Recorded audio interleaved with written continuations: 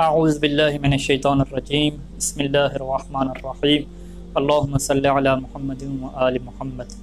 ذبح کے احکام کے اوپر گفتگو جاری تھی اور ہم نے نہر اور ذبح کا طریقہ بیان کرنے کے بعد جو گفتگو ہے وہ شرائط میں چل رہی ہے، اور یہاں پہ بنیادی طور پہ 6 شرطیں ہیں۔ چاہے اونٹ کو نہر کرنا ہو یا کسی جانور کو ذبح کرنا ہو تو ان 6 شروط کا پایا جانا ضروری ہے۔ 3 شروط کے بارے میں ہماری گفتگو ہو چکی ہے کہ جس میں سے پہلی شرط یہ تھی کہ روایات اہل بیت علیہ السلام میں یہ ضروری قرار دیا ہے کہ حیوان کو ایک ایسے آلے سے ذبح کریں کہ جو خالص لوہے کا ہو، جسے آپ عربی میں الحدید کہتے ہیں۔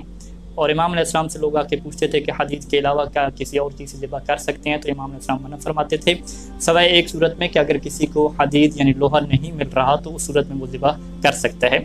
اس میں سید سیستانی دامت ظلہ کا فتویٰ ہے کہ اگر حدید کے علاوہ آپ شیشے کو لیتے ہیں یا کسی اور دھات کو لیتے ہیں، چاندی یا سونا ہے، تو اس سے ذبح نہیں کر سکتے۔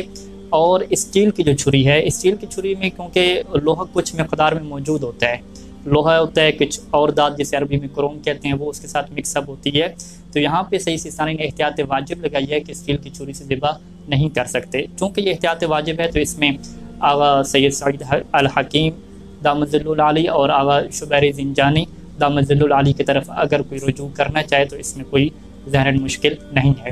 یہ پہلی شرط تھی۔ دوسری شرط ہم نے یہ کہا تھا کہ ذبح کرنے والے کا مسلمان ہونا ضروری ہے۔ اگر وہ ناسبی ہے یا خارجی ہے یا عیسائی ہے یا یہودی ہے تو اس کا ذبح کیا درست نہیں ہوگا، چاہے وہ اللہ کا نام لے کے ذبح کرے۔ اور تیسری شرط جو ہم نے بتائی تھی کہ ذبح کرنے والا اپنے ارادے اور اختیار سے ذبح کرے، ایسا نہیں ہے کہ وہ سویا ہوا ہو یا اس کو پتہ ہی نہ ہو، متوجہ نہ ہو اور اپنے ہوش میں نہ ہو وہ ذبح کر دے۔ آج جو ہے وہ چوتھی شرط کے بارے میں گفتگو ہوگی، اور چوتھی شرط یہ ہے کہ جانور کا قبلہ رخ جو ہے وہ ہونا چاہیے۔ اور قبلہ رخ جانور کے ہونے کا کیا مطلب ہے؟ یہاں پہ اگر جانور کھڑا ہوا ہے، کیونکہ کھڑا ہو کے ذبح کرنا جائز ہے، جس طرح اونٹ میں مستحب ہے کہ اونٹ کھڑا ہوا ہو اور کھڑا ہو کے اسے نہر کریں، تو اگر کھڑا ہوا ہے تو اس کا چہرہ جو ہے وہ قبلہ کی طرف کیا رکھیں گے اور اس کی جو آگے والی ٹانگیں وہ قبلے کی طرف ہوں گی۔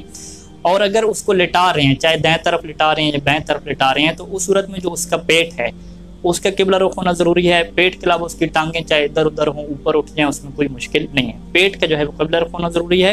اور پیٹ کے ساتھ ساتھ جسے عربی میں منہر کہتے ہیں، منہر یعنی جو ذبح کرنے کی جگہ گردن کی، جہاں پہ چھری چلانی ہے، اس کا قبلہ رخ ہونا کیا ضروری ہے۔ اچھا، بعض اوقات لوگ یہ کرتے ہیں کہ جو مرغی کو ذبح کرنا ہوتا ہے تو وہ ایسے انگلی میں پھنسا کے مرغی کے گردن کو اوپر کر دیتے ہیں، آسمان کی طرف کر دیتے ہیں، اسے ذبح کرتے ہیں، تو یہ کیا درست نہیں ہے۔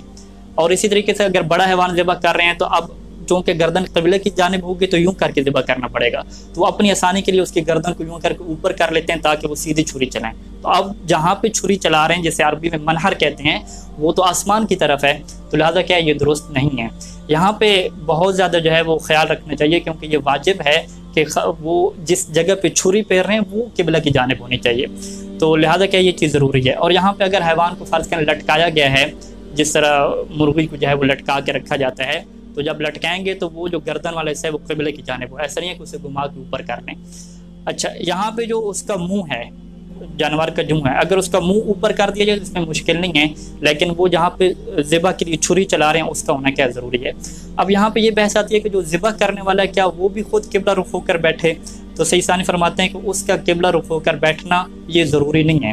اگرچہ اگر احتیاط مستحب پہ عمل کرنا چاہے تو خود بھی قبلہ رخ ہو تو اچھا ہے، مشکل نہیں ہے، لیکن اگر وہ کہتا ہے کہ میں صحیح طریقے سے ذبح نہیں کر سکتا تو پھر کیا کوئی حرج نہیں ہے۔ یہ کیا قبلہ رخ کی ہونے کی شرط ہے۔ انشاءاللہ اگلی گفتگو ہم بیان کریں گے کہ کیا کوئی اس کے استثنائی موارد ہیں کہ جس میں اگر قبلہ رخ نہ ہو تو جانور آپ کا حلال ہوگا، تو انشاءاللہ اس کو بعد میں کیا بیان کرتے ہیں۔ اللہم صلی علی محمد۔